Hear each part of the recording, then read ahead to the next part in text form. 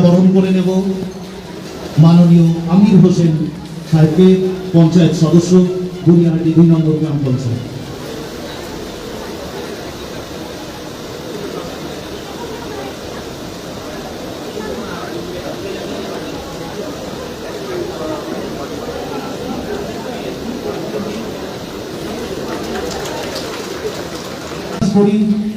প্রদীপ প্রজ্বলন শুধুমাত্র অনুষ্ঠানের অঙ্গ নয়, একটি অনুষ্ঠানের পাশাপাশি এই প্রজ্বলিত প্রদীপের শিখা প্রত্যেকটি মানবের হৃদয়কে উদ্ভাসিত করবে, দূরীভূত হবে আমাদের প্রত্যেকের মানব হৃদয়ের অন্ধকার, সমাজের অন্ধকার।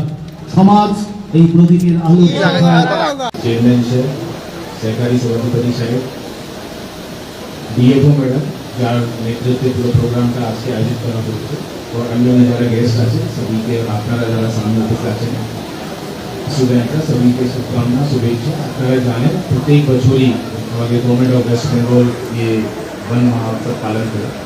এই বছরও যখন আজ থেকে এটা শুরু হয়েছে, আমাদের জেলা থেকে প্রায় 4 থেকে 5 লাখ গাছ আমরা এখানে লাগাবো। ওখান থেকে 2 লাখ আমরা প্রত্যেক পঞ্চায়েত এরিয়া, মিউনিসিপ্যালিটি এরিয়া, ওখানে থ্রু মোবাইল ব্যাংক ডিস্ট্রিবিউশনের কাজ হবে, যেখানে যারা মানুষরা লাগাতে চাইবে ওদেরকে আমরা গাছ ডিস্ট্রিবিউট করবো। और তারপরে ফরেস্ট ডিপার্টমেন্টের মানে গাছগুলোকে ওরা যে আমাদের গভর্নমেন্ট জায়গায় আছে ওখানে দুটো গাছগুলোকে লাগাবে। আপনারা এনভায়রনমেন্টাল ইম্পর্টেন্স ভালো করেই বুঝেন, এটার ক্ষেত্রে আমার নতুন কিছু বলার নেই। আমি রিকোয়েস্ট করবো আজকে এই মঞ্চ থেকে আপনাদের সবাইকে, স্পেশালি যারা বাচ্চারা আছে ওদেরকে, যেন আপনারা मतलब এখান থেকে গিয়ে যেন এনশোর করেন বাচ্চারা একটু এনভায়রনমেন্টকে নিয়ে और একটু যেহেতু ওরা ওদের কারিকুলামে থাকে, ওরা और একটু সেন্সিটিভ থাকে।